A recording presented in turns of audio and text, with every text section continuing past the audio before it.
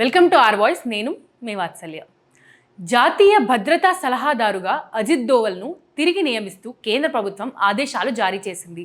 వరుసగా మూడోసారి అజిత్ దోవల్ను ఎన్ఎస్ఏగా కేంద్రం నియమించింది.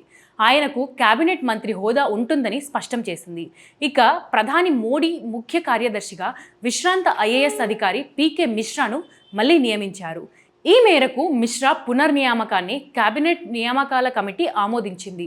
వీరిద్దరి పదవీ కాలం ప్రధాని పదవీ కాలంతో సమానంగా ఉంటుందని లేదా తదుపరి ఆదేశాల వరకు కొనసాగుతారని ప్రభుత్వం పేర్కొంది.